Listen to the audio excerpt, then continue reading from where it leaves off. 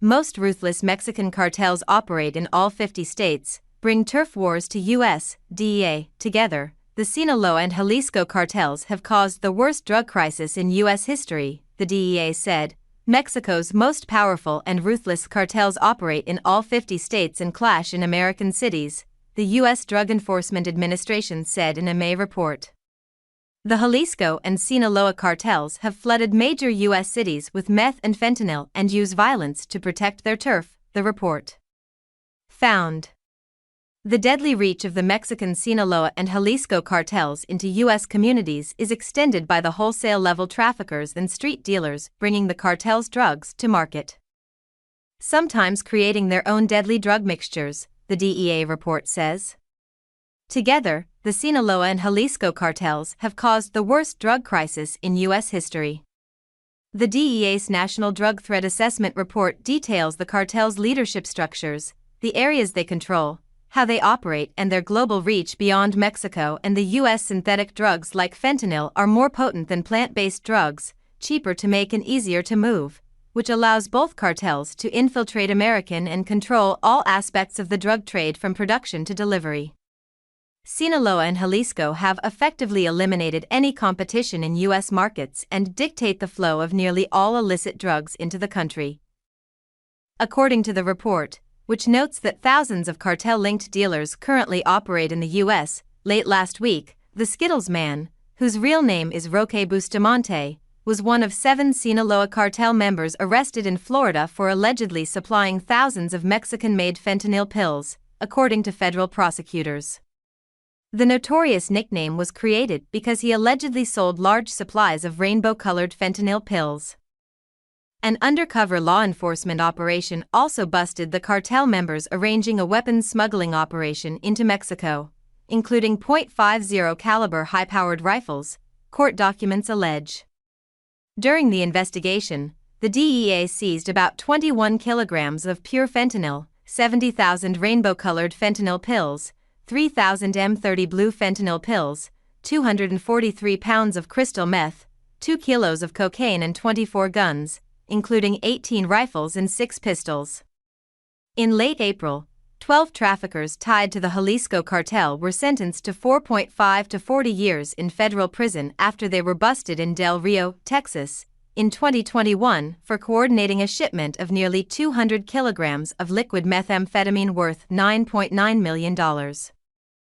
Over the course of that particular investigation, law enforcement seized about 650 kilograms of methamphetamine, 17 guns, $220,922 in cash and $12,200 in real and personal property, federal North Texas prosecutors said. There were nearly 38,000 fentanyl-related deaths in the first 6 months of 2023, according to the DEA report. Fentanyl is the deadliest threat the U.S. has ever faced, the report says. Fentanyl and other synthetic drugs, like methamphetamine, are responsible for nearly all the fatal drug overdoses and poisonings in our country. The DEA's Operation Last Mile tracked the Jalisco and Sinaloa cartels' distribution networks across the country.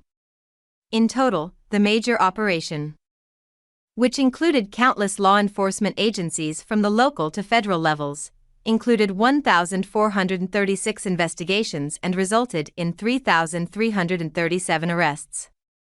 The DEA seized nearly 44 million fentanyl pills, over 6,500 pounds of fentanyl powder, more than 91,000 pounds of methamphetamine, 8,497 firearms, and over $100 million, according to the report.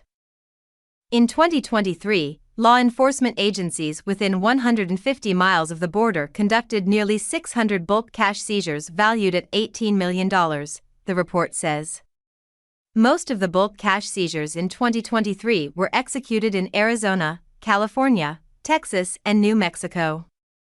Moving forward, the DEA has Sinaloa and Jalisco cartel members in its scope with Operation Overdrive. DEA's top operational priority is to relentlessly pursue and defeat the 2 Mexican drug cartels that are primarily responsible for driving the current fentanyl poisoning epidemic in the United States, the report says.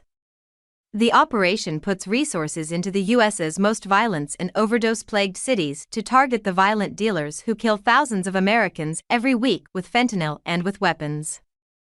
Mexican President Andrés Manuel López Obrador and his administration have routinely denied or downplayed cartel violence and criminal activity.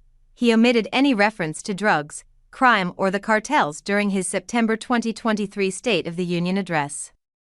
He also said last March that his government was not going to permit any foreign government to intervene in our territory, much less that a government's armed forces intervene. Al Jazeera reported, Mexico had a chance to rip a major hole in the Jalisco cartel after arresting the brother of the cartel's kingpin, Nemesio El Mencho Oseguera Cervantes. El Mencho's brother, Abraham Oseguera, was captured on April 21 by the Mexican army. But he was a free man 9 days later. Mexican Judge Rogelio Leon released Oseguera, claiming there were no legal grounds to charge or keep him.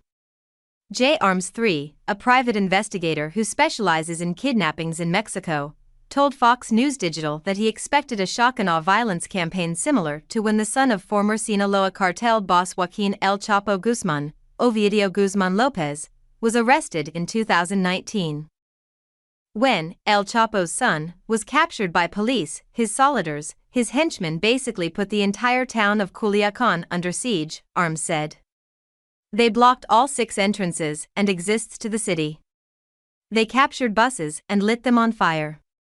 The cartel also opened fire on Mexican police and military, shot down a Black Hawk helicopter and passenger aircraft, and blasted airports so authorities couldn't get Lopez out of the country, he said. They were wreaking mayhem throughout the city to the point where it became so painful that the President of Mexico himself instructed law enforcement to release him, Arms said. He said it wasn't worth the lives of so many people for the life of one. In total, 30 people died before he was released, but none of that happened with El Mencho's brother, proving how terrifying the threat of the Jalisco cartel really is. The most dangerous enemy is not always the one that can exert the most brute force, Arms said. The most dangerous enemy is actually the one who can accomplish their objective, or get themselves out of a giant problem, without firing a single shot, and that's what you see here, after El Mencho's brother was released. I'll let you draw your own conclusions. Feel free to leave a comment below. Thank you for following.